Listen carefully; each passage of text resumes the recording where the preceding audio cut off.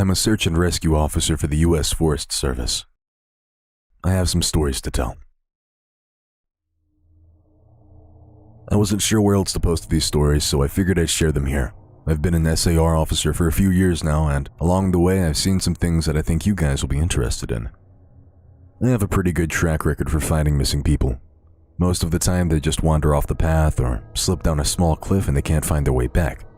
The majority of them have heard the old stay where you are thing and they don't wander far, but I've had 2 cases where that didn't happen. Both bother me a lot, and I use them as motivation to search even harder on the missing persons cases I get called on.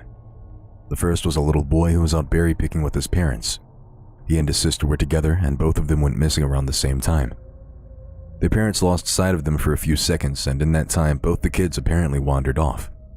When their parents couldn't find them, they called us, and we came out to search the area. We found the daughter pretty quickly, and when we asked where her brother was, she told us that he'd been taken away by the bear man.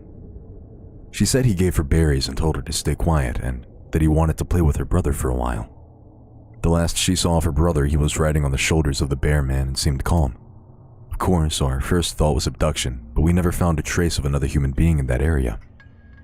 The little girl was insistent that he wasn't a normal man, but that he was tall and covered in hair, like a bear, and that he had a weird face. We searched that area for weeks. It was one of the longest calls I've ever been on, but we never found a single trace of the kid. The other was a young woman who was out hiking with her mom and grandpa. According to the mother, her daughter had climbed up a tree to get a better view of the forest and she'd never come back. They waited at the base of the tree for hours, calling her name before they called for help. Again, we searched everywhere and we never found a trace of her. I have no idea where she could have possibly gone because neither her mother or grandpa saw her come down. A few times, I've been out on my own searching with a canine and they've tried to lead me straight up cliffs. Not hills, not even rock faces. Straight, sheer cliffs with no possible handholds. It's always baffling, and in those cases we usually find the person on the other side of the cliff or miles away from where the canines led us. I'm sure there's an explanation, but it's sort of strange. One particularly sad case involved the recovery of a body. A 9-year-old girl fell down an embankment and got impaled on a dead tree at the base. It was a complete freak accident, but I'll never forget the sound her mother made when we told her what had happened. She saw the body bag being loaded into the ambulance and she let out the most haunting, heartbroken wail I've ever heard. It was like her whole life was crashing down around her, and a part of her had died with her daughter. I heard from another SAR officer that she had killed herself a few weeks after it happened. She couldn't live with the loss of her daughter.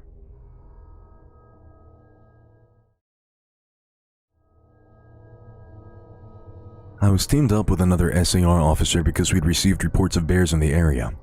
We were looking for a guy who hadn't come home from a climbing trip when he was supposed to, and we ended up having to do some serious climbing to get to where we figured he'd be. We found him trapped in a small crevasse with a broken leg. It wasn't pleasant. He'd been there for almost 2 days and his leg was very obviously infected.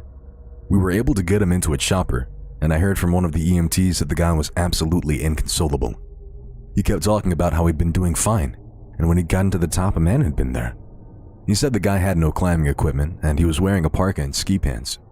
He walked up to the guy, and when the guy turned around, he said he had no face. It was just blank. He freaked out and ended up trying to get off the mountain too fast, which is why he'd fallen. He said he could hear the guy all night, climbing down the mountain and letting out these horrible muffled screams. The story bothered the hell out of me. I'm glad I wasn't there to hear it.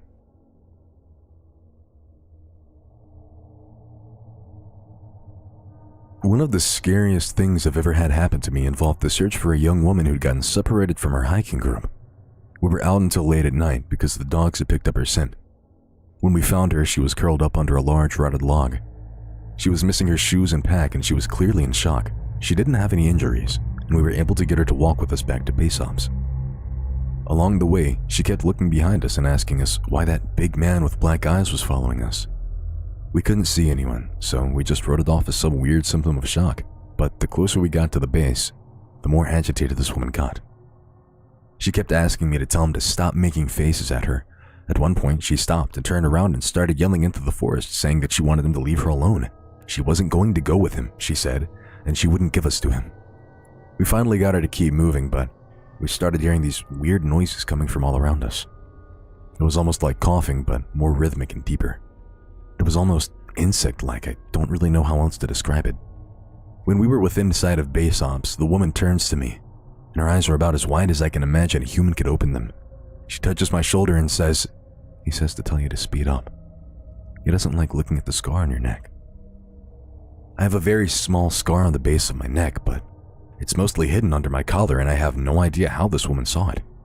Right after she says it, I hear that weird coughing right in my ear, and I just about jumped out of my skin. I hustled her to ops, trying not to show how freaked out I was, but I have to say I was really happy when we left the area that night. This is the last one I'll tell, and it's probably the weirdest story I have. Now, I don't know if this is true in every SAR unit, but in mine it's sort of an unspoken regular thing we run into. You can try asking about it with other SAR officers, but even if they know what you're talking about, they probably won't say anything about it. We've been told not to talk about it by our superiors, and at this point we've all gotten so used to it that it doesn't seem weird anymore. On just about every case where we're really far into the wilderness, I'm talking 30, 40 miles, at some point we'll find a staircase in the middle of the woods. It's almost like if you took the stairs in your house, cut them out, and put them in the forest. I asked about it the first time I saw some, and the other officer just told me not to worry about it, that it was normal. Everyone I asked said the same thing. I wanted to go check them out, but I was told, very emphatically, that I should never go anywhere near them. I just sort of ignore them now when I run into them because it happens so frequently. I have a lot more stories, and I suppose if anyone's interested, I'll tell some of them tomorrow. If anyone has any theories about the stairs, or if you've seen them too, let me know.